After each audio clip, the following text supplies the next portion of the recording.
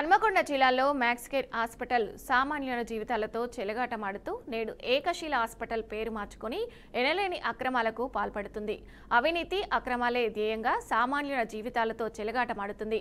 వివరాల్లోకి వెళ్తే హన్మకొండ జిల్లా వంగపహాడ్ గ్రామానికి సంబంధించిన ప్రశాంత్ కుమార్ శ్యామ్ రావ్ అనే వ్యక్తిపై కొంతమంది వ్యక్తులు 2022 సంవత్సరంలో దాడికి పాల్పడ్డారు. గాయాలతో ఉన్న బాధితుడు చికిత్స కోసం నాటి మ్యాక్స్కేర్ హాస్పిటల్లో జాయిన్ అయ్యాడు. దాడి కేసులో గాయాల పాలయ్యాడని ట్రీట్మెంట్ చేశారు. ఇదే విషయంపై స్థానిక హాసన్ పర్తి పోలీస్ స్టేషన్లో కేసు కూడా నమోదు చేశారు. ఈ కేసులో ఇన్వెస్టిగేషన్ ఆఫీసర్గా ఉన్న ఎస్ఐ సాంబయ్య కోర్టులో ఛార్జిషీటు దాఖలు చేశాడు. అసలు ట్విస్ట్ ఇక్కడే మొదలైంది. ఏకశిల హాస్పిటల్ ఆర్ఎంఓగా ఉన్న ఓ డాక్టర్ వెంకటేష్ రెడ్డి కాసులకు కక్కుర్తి పడ్డాడు. ప్రశాంత్ కుమార్ శ్యామ్రావు రోడ్డు యాక్సిడెంట్లో గాయపడ్డట్టు బోగస్ మెడికల్ రికార్డు సర్టిఫికెట్ ఇచ్చి చేతులు దులుపుకున్నాడు. ప్రశాంత్ కుమార్ శ్యామ్రావు హాస్పిటల్ యాజమాన్యాన్ని ప్రశ్నించాడు. వారు స్పందించకుండా సమాధానం చెప్పకపోవడంతో హన్మకొండ జిల్లా కోర్టు న్యాయవాది బెల్లి జగదీష్ యాదవ్ను సంప్రదించాడు. వాస్తవాలను తెలుసుకున్న న్యాయవాది వాస్తవాలను కోర్టు దృష్టికి తీసుకువెళ్లాడు. అక్రమాలకు పాల్పడ్డ డాక్టర్లు కుందూరు వెంకటరెడ్డి, డాక్టర్ వీరేషు, శ్రీరాము, ఏకశిల హాస్పిటల్ యజమాని కుందూరు కరుణాకర్ రెడ్డి, డాక్టర్ గుండేటి రమేష్ పై శ్రీదేవి పులిమాటితో పాటు స్టేషన్ హౌస్ ఆఫీసర్కి సాంబయ్యలపై కేసు నమోదు చేయాలని కోరారు.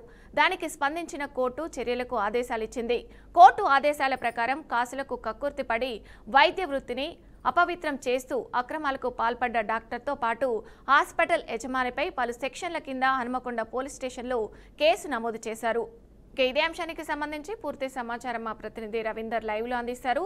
రవీందర్, చెప్పండి, ఈ అంశానికి సంబంధించిన మీ దగ్గర ఉన్న వివరాలు ఏంటి?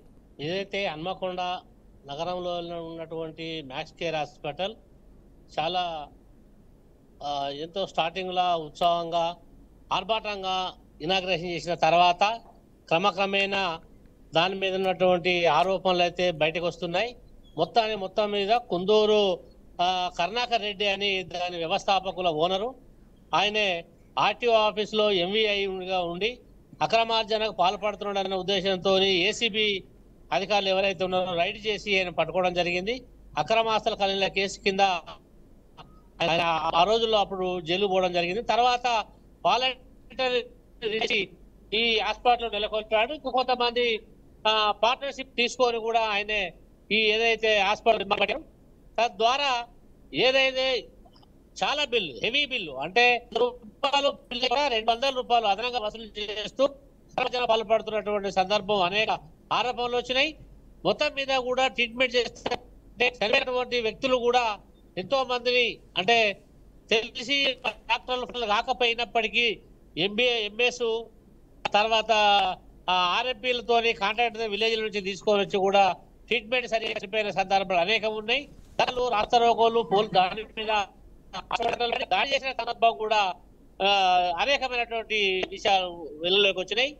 మొత్తంగా చూసినట్లయితే చిరంజీవి ఠాగూర్ సినిమా తీశారు.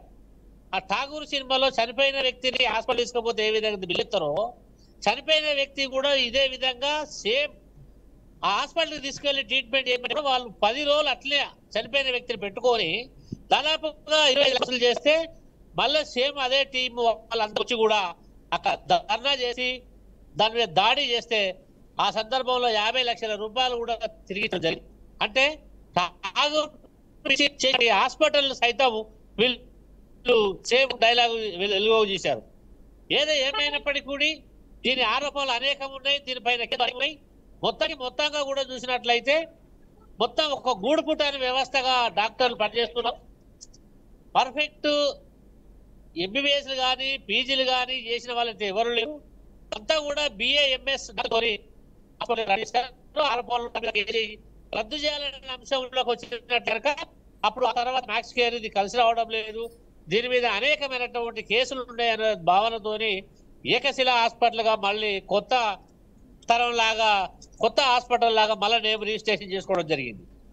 ఏమైనప్పటికీ మార్పు అయితే జరగలేదు. హాస్పిటల్ అదే ఇదే కరుణాకర్ వాళ్ళ వైఫ్ కూడా ఎంజీడీఓ లక్ష్మీ నరసింహ హాస్పిటల్ అనేది కూడా నయీం నగర్ లో ఉంటది. ఆ నయీం నగర్ లో కూడా అది చాలా సందర్భాలలో కూడా చాలా కేసులు వాటి మీద కానీ ఇక్కడ కానీ ఇదే తంతు ఎక్కడ మారినటువంటి సందర్భం లేదు.